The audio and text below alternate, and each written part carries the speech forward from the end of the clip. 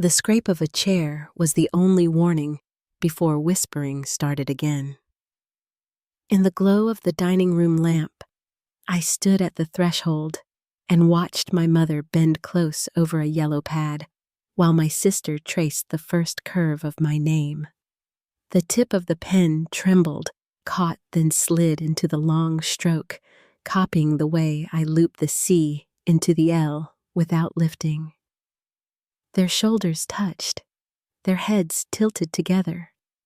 The house smelled faintly of apples and hot metal from the oven. "It needs to be more fluid like hers," my mother murmured, and my sister tried again, slower now, as if reverence could make theft holy. Dishes waited on the oak table, napkins folded, glasses turned upright. I could still hear the hum of the refrigerator and the second hand of the kitchen clock knocking softly against the face. No one saw me yet.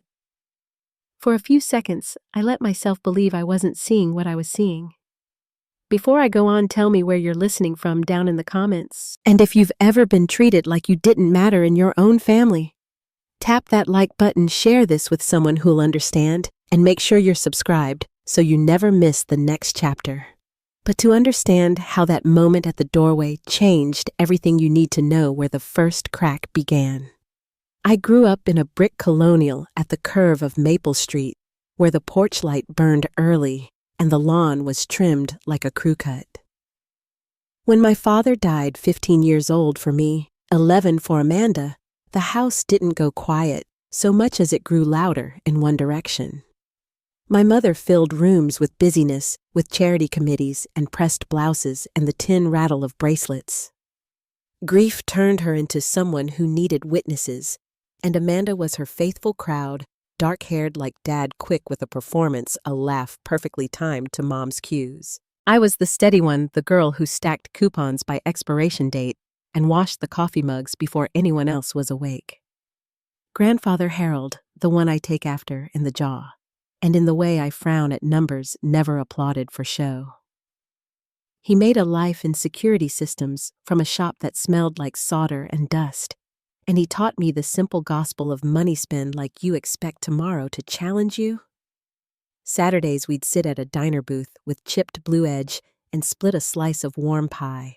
He'd underline articles and send me home with printouts, both of us smelling faintly of pencil shavings and coffee. "You understand value, Clara," he'd say, eyes bright over his glasses. "Price is a rumor. Value is a fact."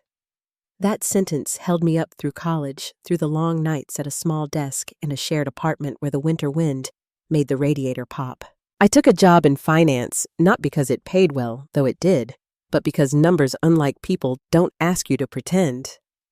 I saved for a down payment, signed for a modest condo, with a view of a maple that reddens early, set up automatic transfers, and learned to sleep with an honest kind of tired. Grandfather liked to call this a spine.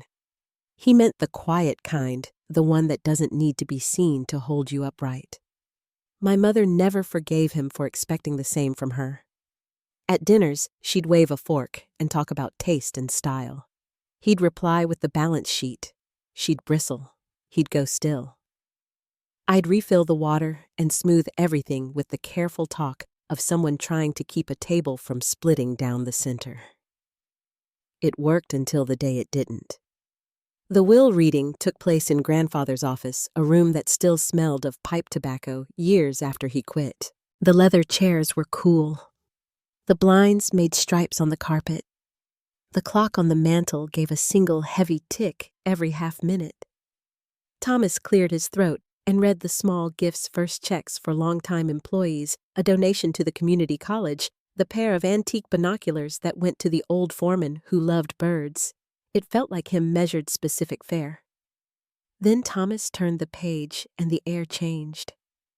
To my granddaughter Clara he read, "I leave the majority of my estate to be held in trust.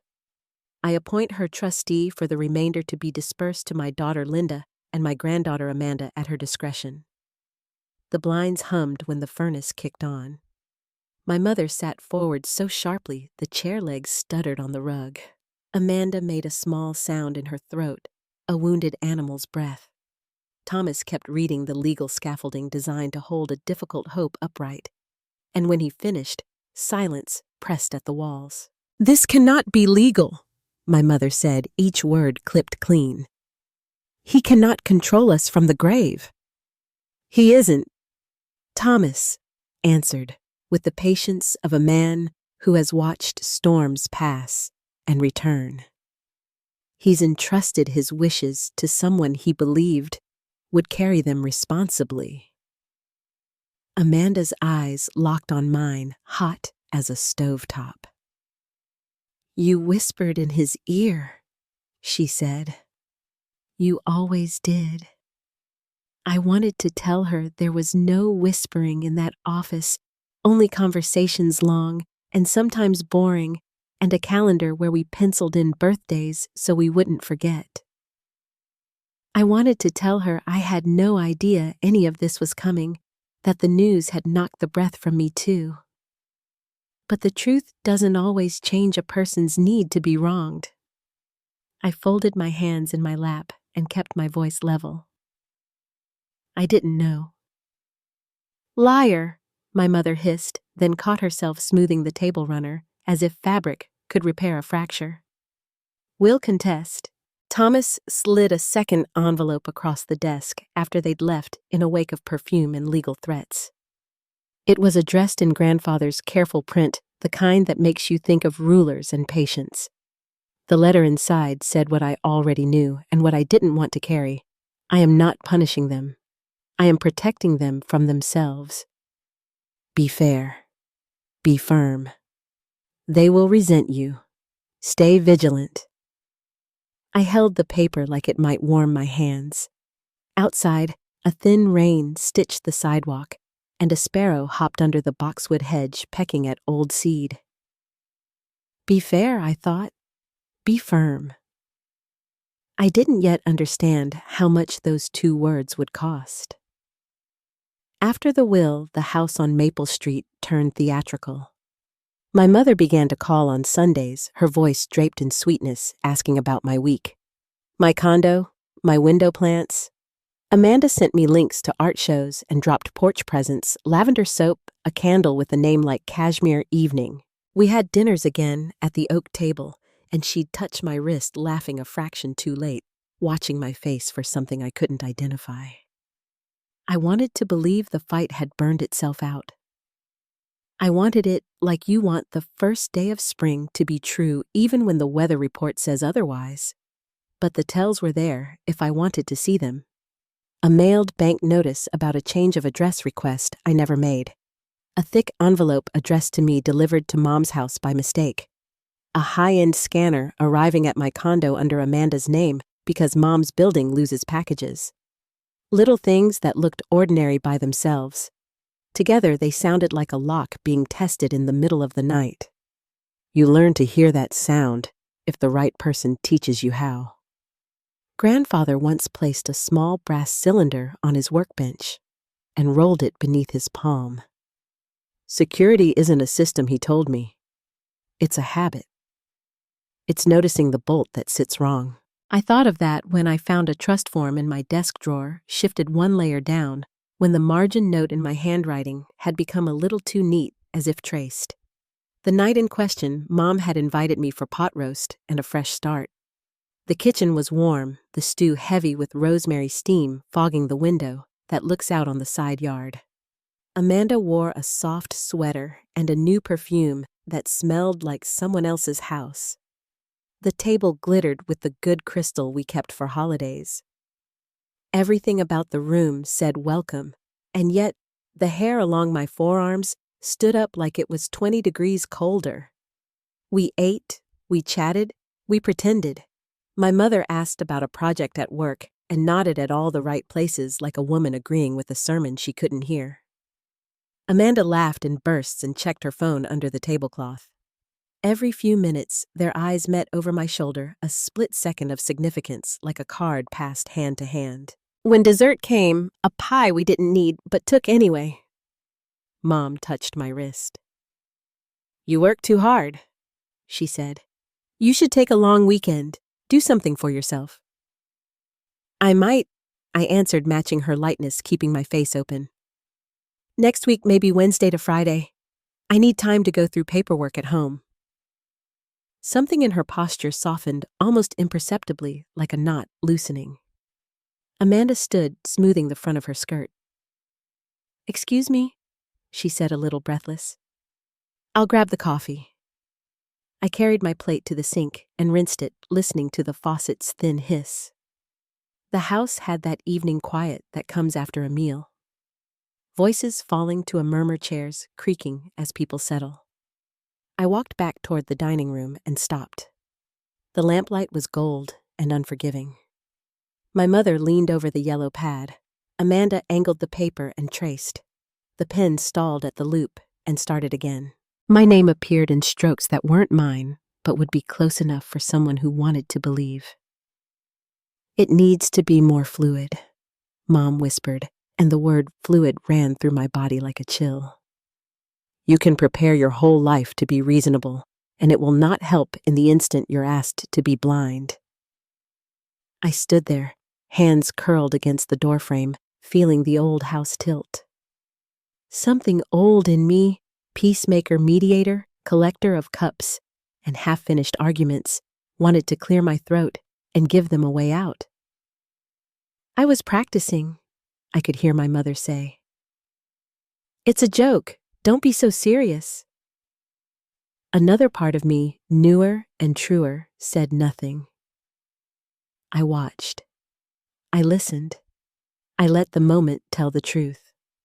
Amanda must have felt me before she saw me. Her shoulder jerked. The pen left a dark kiss at the bottom of the L. Mom looked up, surprise widening into something else, then smoothing over in a practiced second. "Clara," she said, her smile harmless as a porch light. "We were just leaving you a note. Looks like it," I answered, and even my voice sounded different to my own ears, lower, steadier, like someone turning down a radio to hear a noise outside. I stepped into the room. The yellow pad sat between their hands like evidence nobody had agreed to collect. The air tasted like cinnamon and metal. Amanda laughed too bright. "I'm trying out a new signature for my business cards," she said. "Yours has that nice loop." "I wanted to see how it flows," fluid, Mom added. The word didn't land right. It fell flat and heavy between the three of us. I let my gaze fall to the paper. On the top line, my name almost looked like itself. On the second, the letters held their breath and then sagged. On the third, the C reached for the L like a child reaching for a door it doesn't own. My mouth was dry. Somewhere under the table, the old clock ticked and ticked, counting half minutes. "I didn't know you were both such dedicated students," I said, and when I smiled, I felt it stop at my cheeks. "How many tries does it take to get it right?" No one answered. Amanda capped the pen with slow precision. My mother folded the top page over as if this were housekeeping, nothing more. The napkins were still folded. The coffee smelled warm. Outside, a car door thudded, a small, normal sound that made the room feel less normal by contrast. I'd always believed injustice announces itself with a shout.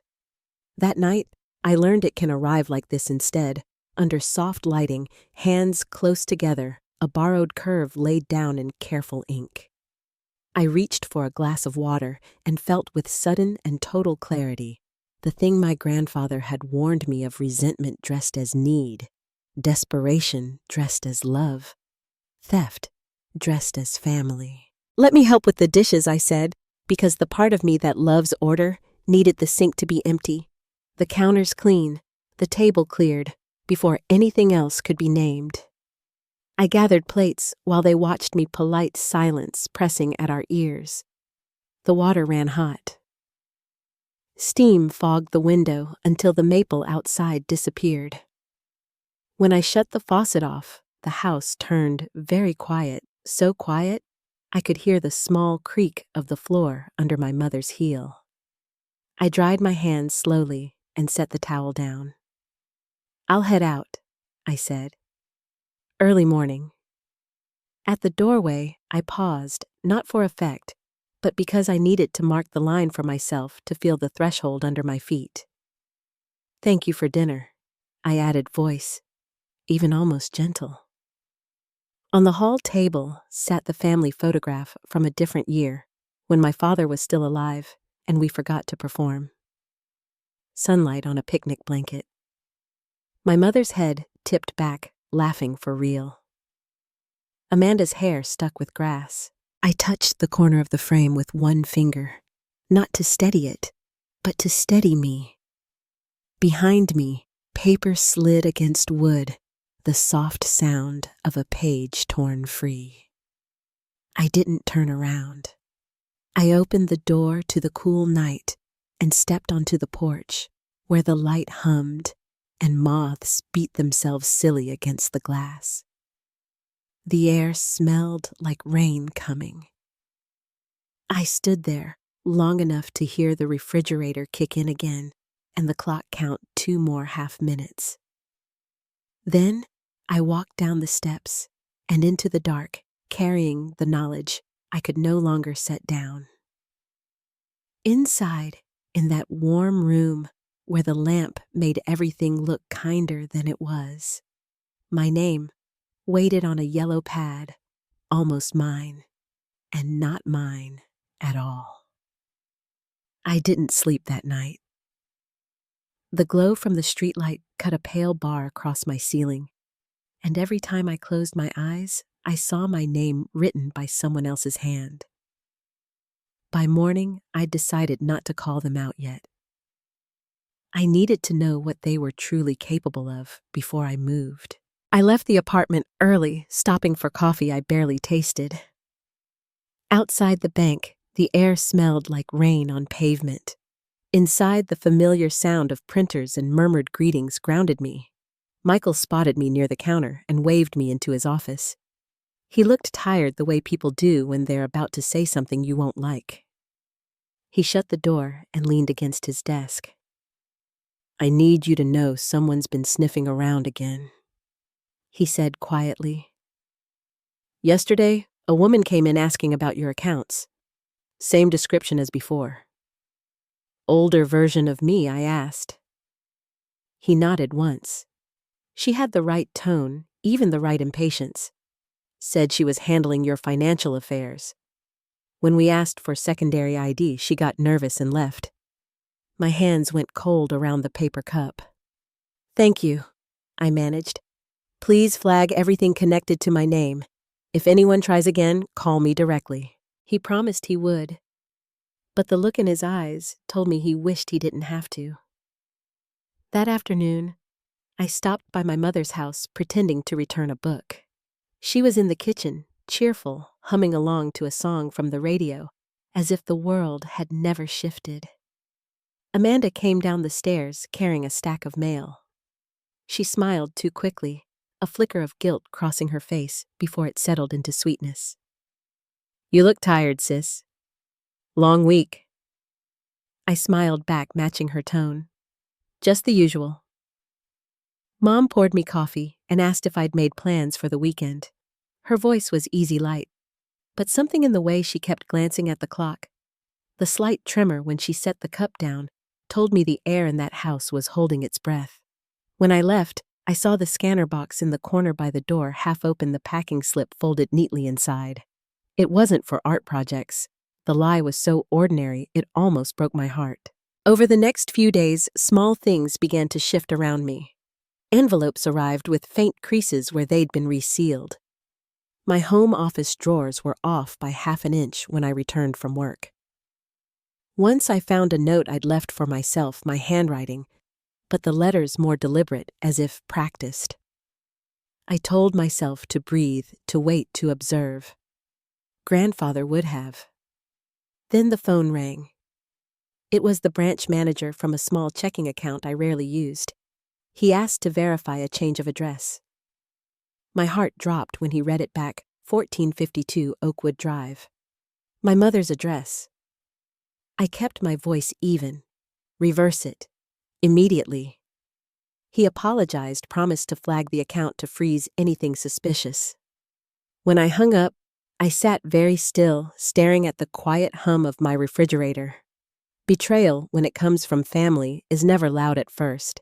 It creeps in, gentle as fog, until you can't see your own doorway.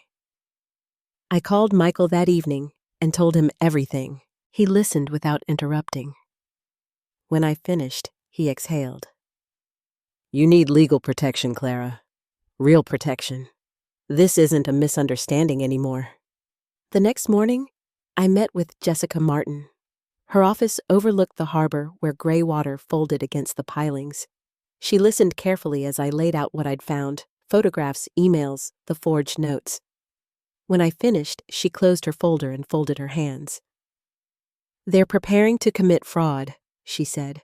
"The question is whether they've already tried or if they're still building toward it." Her calm steadied me. "So, what do I do?" "First, we secure everything she said. Change every password, every authorization. Set alerts on all accounts. And we document everything you found." We spent the next hour drafting formal letters to each financial institution, new verification protocols, double authorization in-person ID for any transactions. When she was satisfied, she leaned back in her chair. "This will hold for now. But they'll keep testing.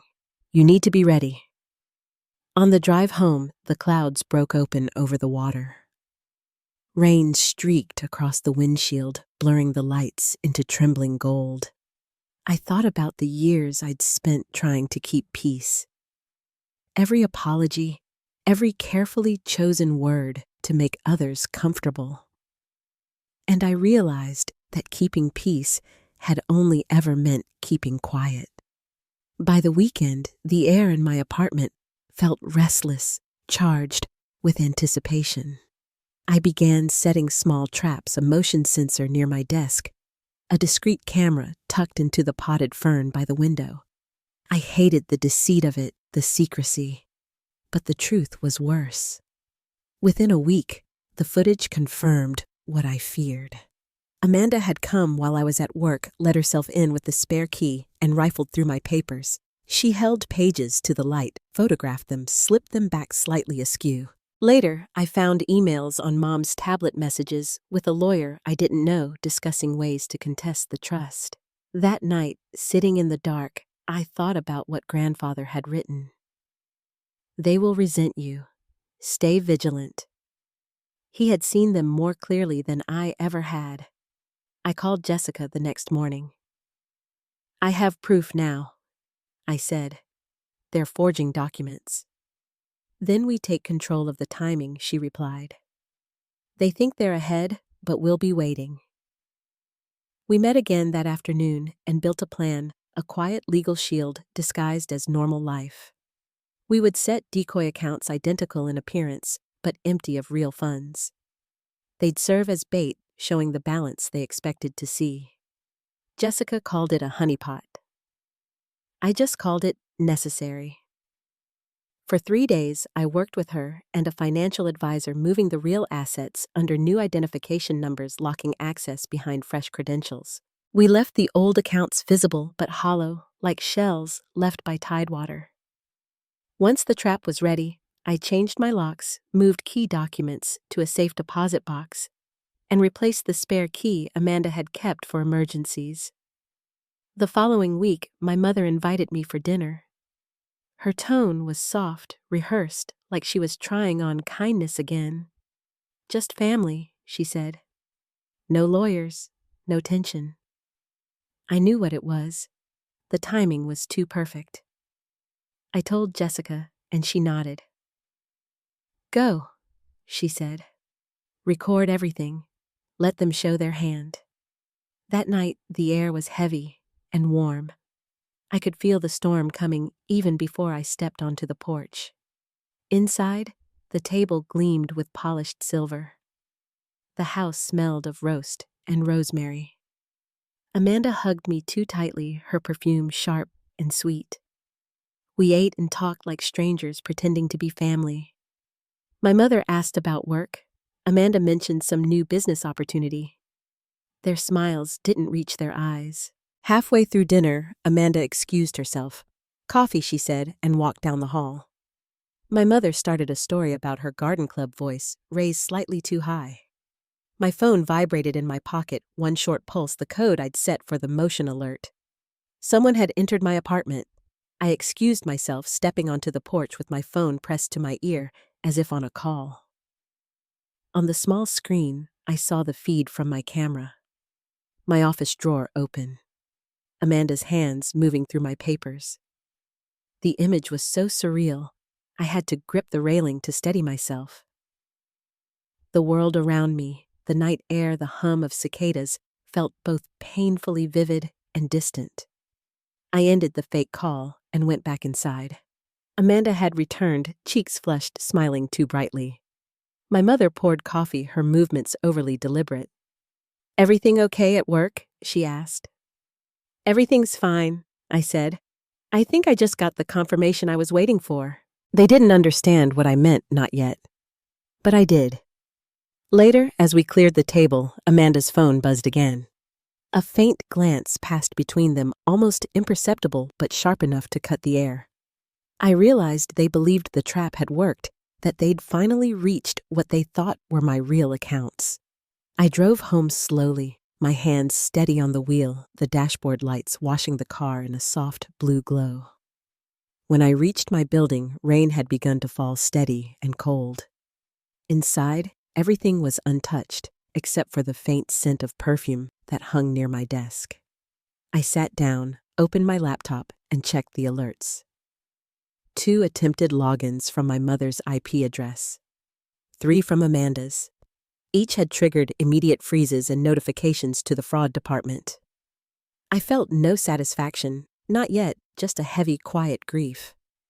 I sent the evidence to Jessica and shut my laptop. The apartment was silent, except for the rain against the glass. Before bed, I found myself standing by the window, watching the lights blur through the downpour. Somewhere below, a car passed its tires, hissing over wet asphalt. The city felt wide and empty. I thought of my father, of the way he used to rest his hand on my shoulder and say that family meant trust. You don't have to question. Then I thought of my grandfather, who believed security required seeing people as they are not, as you hope they'll be. I wondered which of them I was becoming, the one who trusted too easily, or the one who never again would. Behind me, the clock on the wall ticked toward midnight. I turned off the lamp, leaving only the faint blue light from the rain beyond the glass. Tomorrow, I told myself I would stop reacting. I would act. And as I lay down listening to the steady rhythm of the storm, I knew something had shifted. Whatever I'd once tried to protect no longer existed. What came next would not be about keeping peace. It would be about keeping truth. Morning came quietly, gray light pressing against the curtains. The rain had stopped, but the city still looked rinsed clean, every surface damp and reflective. I sat at the kitchen table with my phone beside a cup of untouched coffee. Notifications blinked across the screen, bank alerts, messages from Jessica, a missed call from Michael. The world was moving, but I felt suspended between breaths, as if even the air was waiting to see what I'd do next. Jessica called first. Her voice was calm, deliberate, the kind that steadies a room. The decoy accounts had worked. Multiple attempts had been logged through the night, each flagged as fraudulent. The evidence was clear, time-stamped, and traceable to my mother's and sister's devices. I listened without speaking, tracing a drop of condensation down my mug. When she finished, she said softly, "Now we decide when to show our hand." That evening, I sat in her office as the harbor lights flickered on outside. Papers were spread across her desk, printouts of login attempts, screenshots of security footage, correspondence between my mother and a secondary lawyer. All the proof of what I hadn't wanted to believe. Jessica leaned forward, folding her hands. "They're preparing something formal. They think they can force a change through fabricated authorization." "How long before they act?" I asked. "Days, maybe less." They'll wait for an opportunity when you're distracted, probably face to face, so you'll feel pressured to approve something under the guise of convenience. I looked out the window where gulls skimmed the dark water. Then I need to be ready. She nodded. Record everything. Keep your lawyer and the bank on standby. Let them make the move. We'll be there to catch it. By the time I left her office, night had settled over the harbor. I drove home in silence, the car filled with the faint hum of the tires and the rhythmic click of the blinker.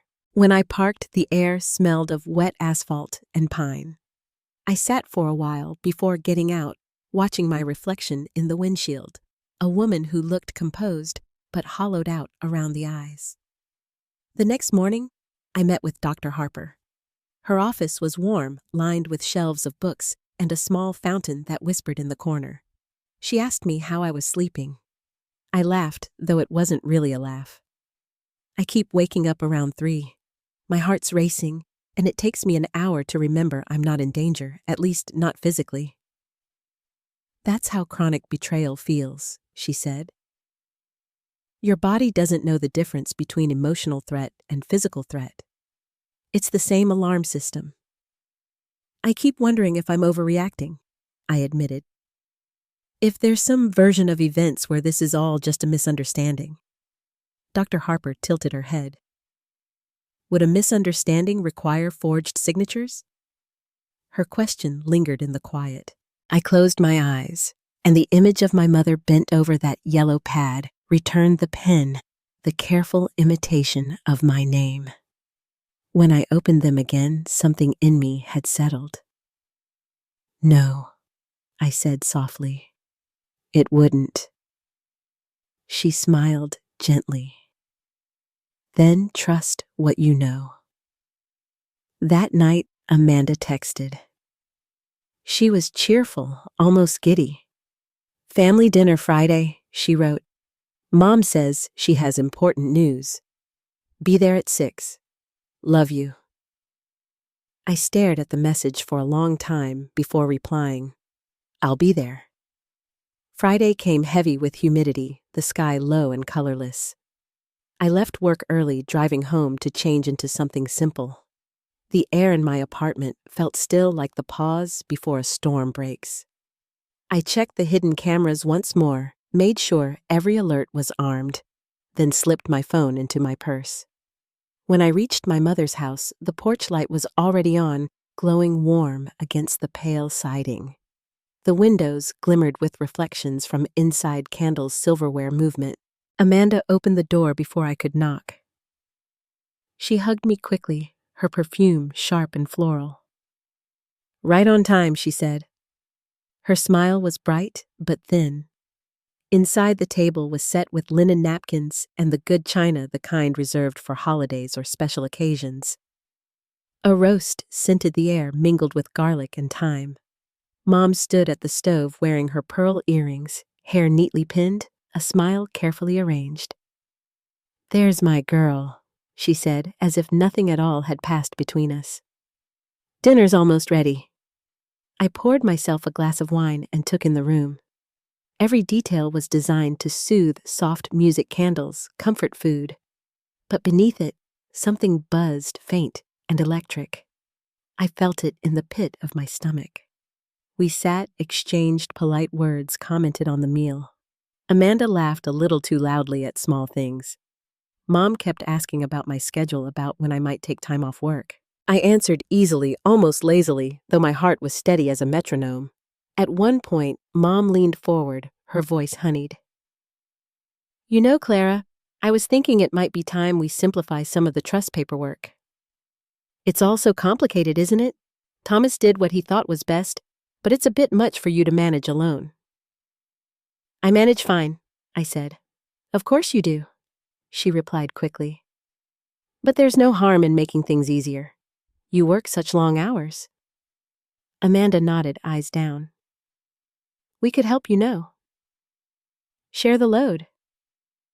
I smiled faintly. That's thoughtful of you. The conversation drifted on, circling like a hawk, waiting for the right moment. When dessert arrived, the room grew warmer, the air thick with cinnamon and tension. Amanda rose, smoothing her skirt. "I'll get those program papers from my room," she said, and left before anyone could respond. Mom filled the silence with chatter about home repairs and interest rates. I let her talk, watching her hands move restlessly on the tablecloth. My phone buzzed once in my purse, Jessica's alert code. I didn't reach for it. I already knew what it meant. When Amanda returned, she was holding a folder, her face bright with forced excitement. "Here it is," she said, setting it in front of me.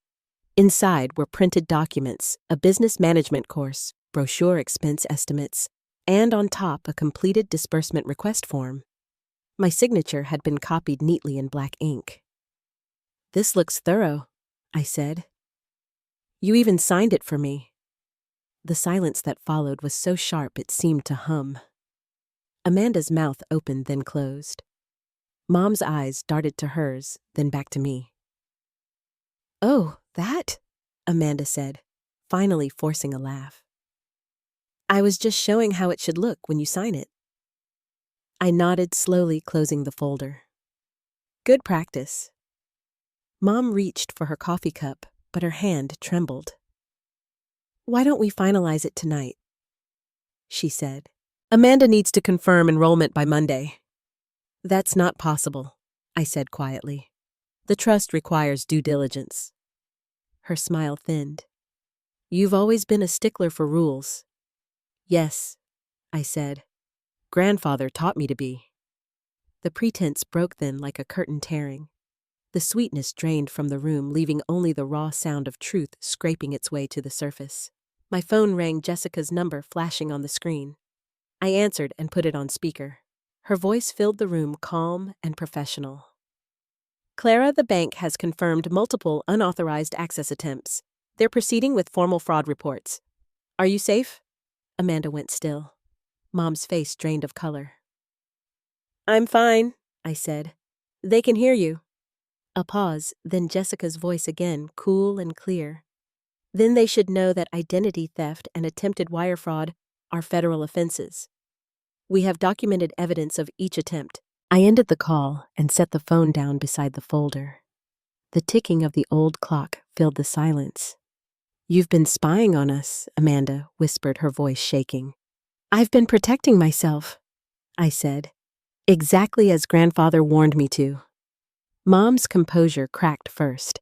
Her shoulders straightened, but her expression hardened into something brittle. "He had no right to leave everything to you," she said. "We're his family too." "He left you both plenty," I replied. "You just didn't want to wait for it." She slammed her palm against the table, the china rattling. "You sit there like some saint controlling every penny while we scrape by." I met her eyes, steady and unflinching. "You had choices. You still do." Amanda's voice broke, tears spilling. "We only wanted enough to start over. We weren't going to hurt you." "The transfer you attempted was for $1.2 million, I said. "That's more than starting over. That's taking everything." The room fell into heavy quiet, the kind that feels colder than anger. Mom's breathing steadied first. "What now?" she asked, finally, her tone flat. "Now I said you decide who you want to be when this is over." I told them about the decoy accounts, how every attempt they'd made had been logged and traced, how every document they'd forged existed in duplicate with their fingerprints, dates, and times. Their shock was almost physical, the air seeming to pull back from them. "I haven't decided yet about charges," I continued. "That depends on what you do next." Mom's voice was hoarse.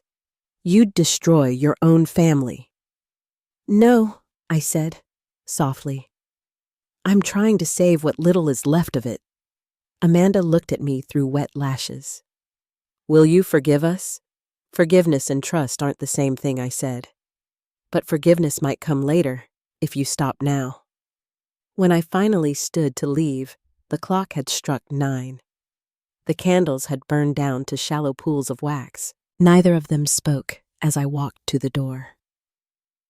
The night outside was cooler, the wind carrying the scent of rain-soaked leaves. As I stepped off the porch, my phone buzzed again, a new alert. Another attempted access, even after everything that had been said. I looked back at the house, its windows glowing softly behind lace curtains. I felt no rage, only a tired clarity. Some lessons I thought can't be learned until consequence arrives. I called Jessica as I reached my car. "They're still trying," I said quietly. "Let's move forward." She didn't ask what I meant. She just said, "Understood." I started the engine headlights cutting across the wet road and drove into the dark. The rain began again, light, steady, unending. It sounded like release. The morning after that dinner felt unnaturally still.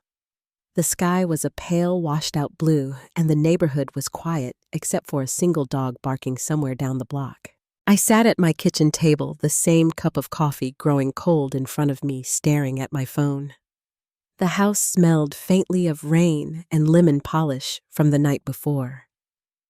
I had slept only a few hours, waking each time to the echo of my mother's hand striking the table and Amanda's trembling voice trying to justify the unforgivable. Jessica called just after 8. Her tone was steady as always. "The bank has completed its report. The evidence is airtight. Do you want to press criminal charges?" The words hung in the air. I looked at the soft light filtering through the blinds, the dust suspended in the beam like tiny flecks of ash. "Not yet," I said quietly. "Let's start with a restraining order and full account freezes. I want them to understand what they've done before I decide anything permanent." She agreed, outlining each next step in calm, professional language. By noon, everything was set in motion. The banks received legal notice. The trust assets were locked behind multiple layers of authorization. Mom and Amanda wouldn't be able to move a cent without facing the consequences. When I hung up, the silence pressed close again. I wasn't relieved, not yet. What I felt was a kind of still grief, an ache that no amount of justice could clean away. I wanted to believe this would be enough, that facing limits would wake something decent in them. But that evening Mom called. Her voice came through the speaker, soft and shaking. "Clara, we didn't mean for it to go so far," she began. We panicked. You have no idea how hard things have been." I said nothing. The rhythm of her breath filled the pause between us. "We thought it was temporary. We were going to pay it back. You've always been the strong one. You can't understand what it's like to depend on someone else for everything." Her voice cracked, and for a second, I almost felt sorry for her. "Almost." "Mom," I said gently, "you could have asked. You always could have asked." "I was afraid you'd say no," she whispered. "You should have been," I replied, then ended the call before the tears I'd held back could break through. Days passed in a blur of paperwork and quiet. Amanda left a few messages, long rambling ones that swung between guilt and resentment. She wrote that she and Mom had only wanted to feel trusted again, that I had turned into grandfather, cold, judgmental, impossible to please. I saved every message, but didn't reply. Some wounds only heal in silence. Michael stopped by one evening with takeout and 2 cups of coffee. He didn't ask how I was doing. He just sat across from me, opening cartons and setting out chopsticks like it was an ordinary night. The small kindness steadied me more than words could have. After a while, he said quietly, "You did everything right. Most people wouldn't have been this careful." "I don't feel right," I admitted. "I feel like I burned down my own house to prove I could survive the fire." He nodded, thoughtful. "Sometimes that's what it takes." That night, when he left, I walked through my apartment, turning on each light one by one. The rooms glowed softly safe, private, my own. For the first time in weeks, I felt the faint edge of peace pressing through the ache. 2 days later, Jessica called again. They tried one more access request this morning. The bank denied it automatically. The restraining order will be served this afternoon. I thanked her and hung up. The sound of that word served stayed with me. It wasn't revenge. It was consequence, plain and quiet, like gravity pulling things back to where they belonged. The following week passed with the stillness that follows a storm. I went back to work, caught up on projects, and met with clients who had no idea how much life I'd lived in just a few weeks. At night, I read before bed instead of checking alerts. The air around me began to feel breathable again. Then came the first letter from Amanda. It was shorthand written, the lines uneven. She apologized, though the words were cautious, almost testing. She said she missed me and hoped I could one day see past the mistakes we made. The plural felt small beside the damage they'd tried to do. Still, I folded the letter neatly and placed it in my desk drawer instead of the trash. Some things deserve a quiet space to rest, even if they never heal. Mom's message came next, but hers wasn't written. It was a voicemail. Her tone was theatrical at first, the same polished sorrow she'd used my whole life when she wanted forgiveness without accountability. We're family? Clara, families make mistakes. You can't let lawyers and paperwork ruin us. I listened twice before deleting it. The second time, I noticed the tremor beneath her practiced calm, the faint quiver that sounded like fear. Weeks became months. The legal filings were finalized, the trust fully secured. I changed the locks on my door, installed a new alarm, and kept my valuables in a safe deposit box. The habits of caution stayed with me. I checked my accounts more often than necessary, not because I expected danger, but because vigilance had become its own kind of comfort. Dr. Harper encouraged me to start rebuilding the parts of life that weren't defined by defense. "You've been surviving," she said. "Now it's time to live again." I tried. I reached out to friends I hadn't seen in years, joined a small photography group on Saturdays, and began taking long evening walks along the river near my apartment. The rhythm of my footsteps on the path, the water moving slow and certain beside me, reminded me that healing doesn't always announce itself.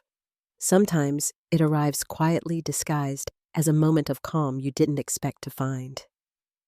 One afternoon, a package arrived at my office. Inside was a small framed photo, an old one I'd forgotten existed. It showed me at 10 years old, sitting beside grandfather at his workbench, the two of us laughing at something off camera. Beneath the frame was a note in Amanda's handwriting. "I found this while going through Mom's things. She wanted you to have it." For a moment, I just stared at the picture.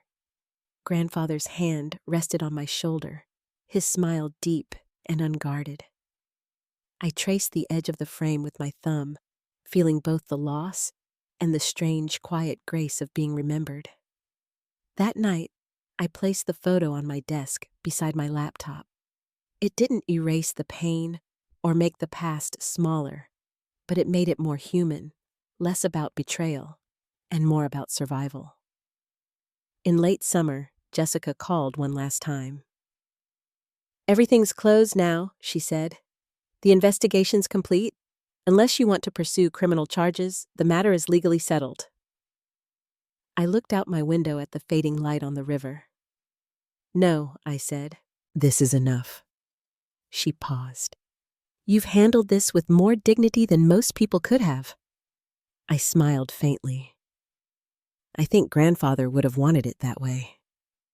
After the call, I sat for a long time listening to the evening traffic below the distant sound of laughter from a nearby patio. The city felt alive again, and for the first time in a year, I didn't feel apart from it. Autumn came early that year. The leaves outside my window turned rust-colored and fell in slow spirals to the ground.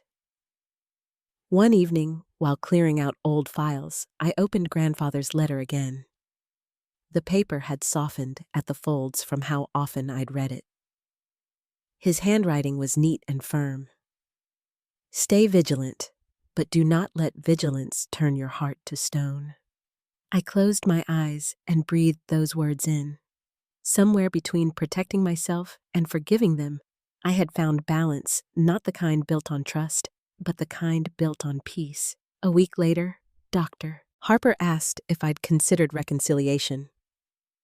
Not for their sake, she said. For yours. I told her I'd think about it, and I did. Each night as I walked by the river, I found myself wondering whether healing required distance or conversation. Then one evening in early October, Thomas, the family lawyer, called unexpectedly. Your mother asked me to reach out, he said. She's been attending counseling. She wants to meet with me present. No pressure, just a conversation. I didn't answer right away. Outside my window, a line of geese moved across the pink sky, their formation even and sure. Tell her I'll think about it, I said finally. When I hung up, I felt the faintest shift inside me. Not forgiveness, not yet, but curiosity. Maybe people can change, or maybe they just learn to speak truth when all their lies have been taken away. The next morning, I opened the blinds to a soft light that filled the room. The air was cool, and the maple outside my window glowed red against the pale sky. For the first time, the thought of seeing my mother didn't make me tense. It just made me quiet. I didn't know what the meeting would bring, but I knew this much: I would walk in as the same woman who had once stood at that doorway and watched her name being forged in ink, and I would walk out still whole. The rest, I decided, could unfold in its own time. The morning of the meeting arrived gray, and still the kind of overcast calm that made the world seem hushed before rain. I woke early, long before my alarm, and sat by the window with a mug of black coffee warming my hands. The maple outside was half bare, its leaves drifting to the damp grass below in slow, spiraling motion.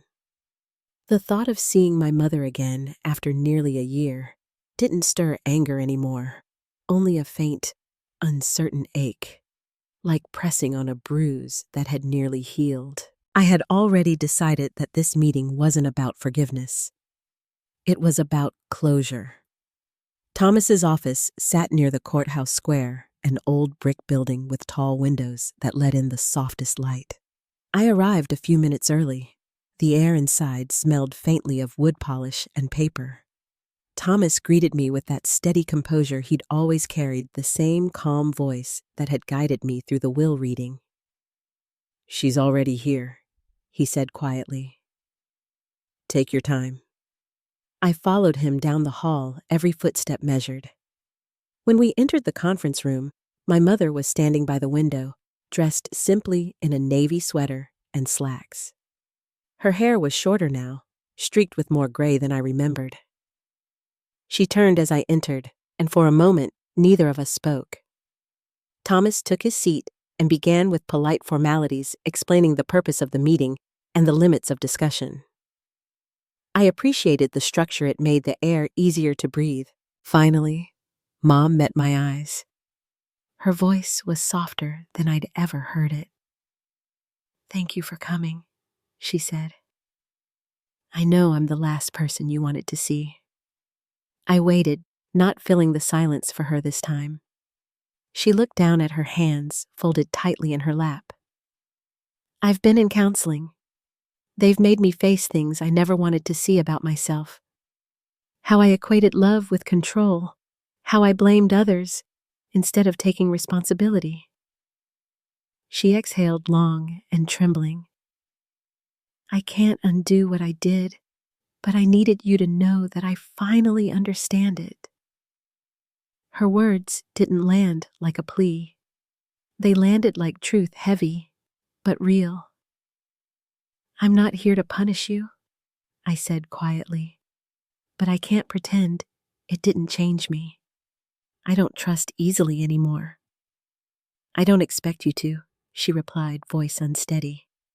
I just want the chance to earn it back someday, even if it never happens. For a long moment, we just sat there in the quiet, two women linked by blood and history, both marked by a man who had seen the cracks before either of us did.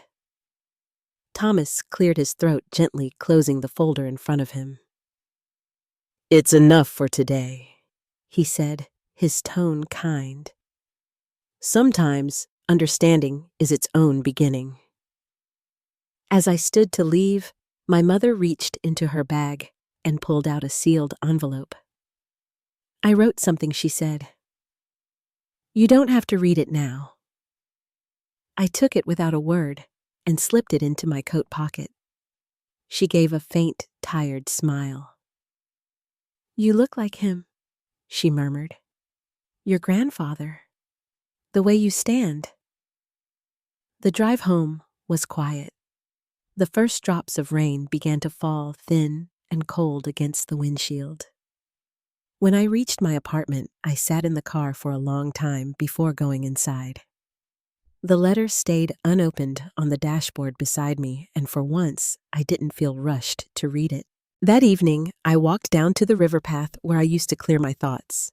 The air smelled of wet leaves and wood smoke from distant chimneys. I passed couples walking dogs, children riding scooters through puddles, life unfolding in its quiet, ordinary rhythm. For months, I'd built walls around myself so high I forgot what stillness could sound like when it wasn't defense, it was peace. Later at home, I placed my mother's letter in the same drawer that held Amanda's apology. They could wait together, not erased, but resting proof that understanding can live beside distance. Weeks turned to months again. I kept my therapy appointments, stayed busy at work, and continued running the foundation I'd started in grandfather's name. It had grown steadily, helping dozens of people rebuild their finances after fraud or manipulation. Each success story reminded me why boundaries and compassion could coexist if held with care. One afternoon, an email arrived from Amanda.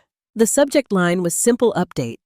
She wrote that she'd been promoted at the credit union, that she'd started volunteering at a financial literacy program. She ended with a line that caught me off guard. "Every time I help someone balance a budget or avoid a scam, I think of what you tried to teach me. I'm sorry it took so long to learn." I reread it twice before replying. My answer was short but sincere. "I'm glad you're finding your way. Keep going." The following spring, I visited grandfather's grave for the first time in nearly 2 years.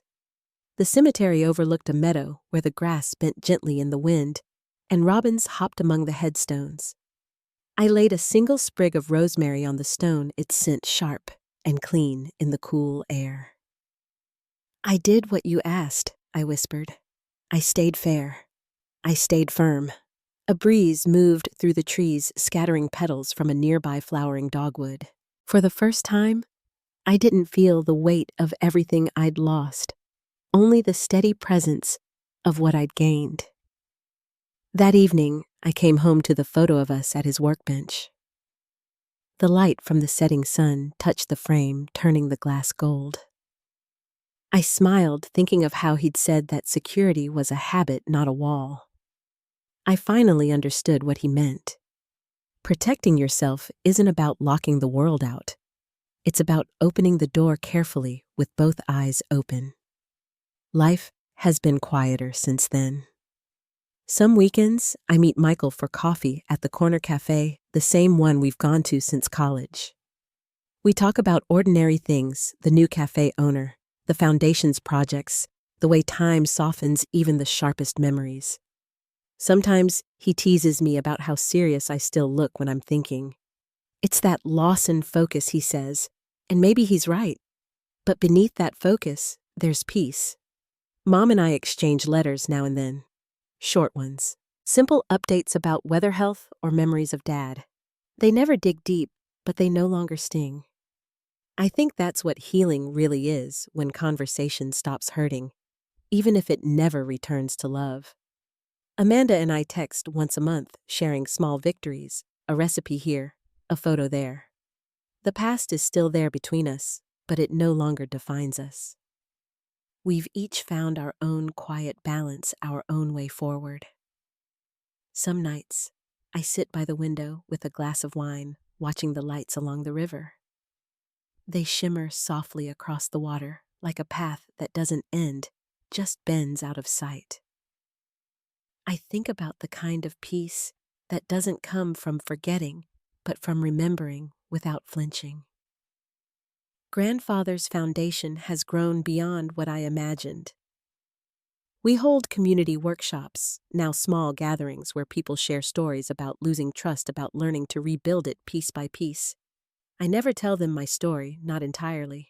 I just remind them that protection can be an act of love, and that peace doesn't mean being untouched. It means being whole again after everything. The maple outside my window is green again, its branches full and reaching. Seasons keep their promises whether we notice or not. And I've learned that some families too find their way back, not through the old version of love, but through the new shape of understanding that follows truth. If there's one thing I carry forward, it's that boundaries aren't walls. They're bridges with tolls. You decide who may cross and who must wait. Tonight, the air smells of rain again, and the soft hum of the city drifts through the open window. I let it fill the room, the sound steady and calm. Peace. I've learned isn't given. It's something you decide to keep. If this story found a place in you, tell me where you're listening from. I'd love to know. And if you've ever fought for your own peace and finally found it, even in quiet ways, share that too. Thank you for spending this time with me. May your next chapter be calm, and may it belong entirely to you.